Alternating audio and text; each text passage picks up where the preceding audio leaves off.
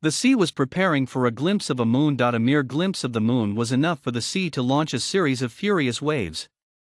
The moon appeared, and the sea rejoiced by launching an onslaught of waves. Amidst that onslaught, a person was struggling to stay afloat. That was his only struggle, as the onslaught of the sea will help him reach the shore. He was breathing rapidly, and the soon-to-drown face was the indication enough for his tiredness. Only a few minutes of struggle was left in Tim. The sea was eager to gulp him. Tim, do not give up. Just stay afloat. Sea would do the rest of the work, said an energetic voice. It was hard for Tim to voice or express his opinion. He saw back and nodded to Ron. Ron took the cue and tried to reach Tim with all his might. Tim saw the struggling Ron. He remained where he was to let Ron catch up. Ron made his way through waves. Quite a physic you have, commented Ron. Tim nodded with a smile. Tim was wondering that how can Ron summon such energy to converse in this energy-draining and life-threatening scenario. It has been an hour or so, I think. Tim raised 2 fingers and Ron got the answer. After some time, Tim raised his hand. He pointed a finger to a source of rotating light. Yes, we made it, Tim denied with the hand and began swimming towards that source of light. After a full minute of silence, Ron spoke, but with a little less intensity, audible at the beginning of the conversation. Tim, but how can one leave the gunpowder canister open?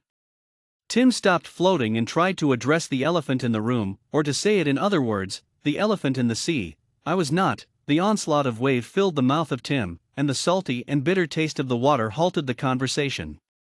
Tim gulped out the salty water, but the next wave took him down. The sea was eager to reach the shore, and the sea was energized to overcome any hurdles along the way.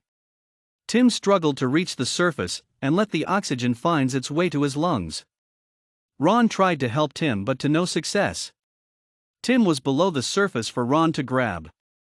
Tim summoned his depleted energy to his rescue, and they obliged. Tim struggled and reached the surface. It was like someone gave him another chance to live, and Tim grabbed with that all his might. The open mouth rushed the oxygen in to sustain the life. After recovering from the near-death experience, Tim looked at Ron and put a finger upon his nose to silence Ron from talking. I have a question? Ron could only shut up his mouth for about 3 minutes and 6 seconds. Shoot, shouted Tim with the newfound energy and frustration. Who puts the gunpowder canister open beneath a lamp? Tim stopped and started to look around and judge the scenario. He let the wave pass by to reply Ron in the interval between 2 intervals of 2 waves. Believe me, I did not place it under the lamp.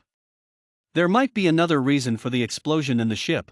What reason might that be? Asked Ron. Tim waited for some time for the same reason and replied, Other were also sleeping below the deck. Ask them. How can I? No one survived that explosion. Only you are lucky enough. Like you are not lucky enough. Somehow the spark found the canister of gunpowder and exploded to destroy our ship, leaving us here to struggle for our life. As per your account, the spark managed to fly from the burning lamp and found its way to the gunpowder. And then it exploded, taking the lives of all except you, said Ron with sarcasm. Tim began swimming his way to the shore as he deemed the conversation with Ron a little bit futile for this journey. Answer me, Tim, demanded Ron. Tim looked back, but he did not answer. The sea became silent in an instant with no warning. The sudden calmness seemed quite deadly, and Tim knew. The silence was deafening. Tim increased the speed amidst the deadly silence, fearing something strange was on the horizon. Tim looked back and saw Ron struggling with speed. Tim slowed down and tried to help Ron with his speed. Ron somehow quickened his pace and bypassed him. Tim picked up the pace but struggled to maintain the speed with Ron. After some time, the fear of Tim came true with a loud bang. The sky helped the sea with pouring down all that he had.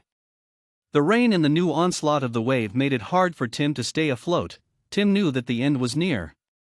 That thought drained his strength, and he was about to give up when Ron said, Do not give up now. We are near and we will make it. Just continue, Tim. Tim looked at Ron and nodded. But it was the last thing that Ron can do with his free will. A giant wave forced him to the bottom, and Tim was grasping for the air. The life that he lived as a sailor began flashing in front of his eyes. 20 years of life sailing on the sea was all that he enjoyed in his life. The last expenditure that proved fatal to Tim's crew was to the mysterious land of India, a nation with a vast supply of species and herbs. They lost the ship and all the crew members, except Ron and himself. The explosion of the gunpowder canister took all that they had. Ron was blaming him, and he was right. Tim accidentally placed the canister below the lamp, and it exploded, taking the lives of all except the two. He accepted his guilt as he was about to drown. Suddenly, the wave uplifted him and placed him near the shore like a hand of God. He saw the stars shining bright in this night. After some time, Tim lost his consciousness. The sea regained its composure of serenity in the absence of the moon. It was like the sea was afraid of the sun and decided to behave itself. The intense sun rays woke up Tim, and he began searching for Ron. He found the debris of the ship, and along with them the lifeless bodies of all his crew. He was surprised to see Ron amidst the lifeless bodies of the crew that perished in the blast. Last night the spirit of Ron helped him uplift his spirit to reach the land. A true friend indeed, even after death.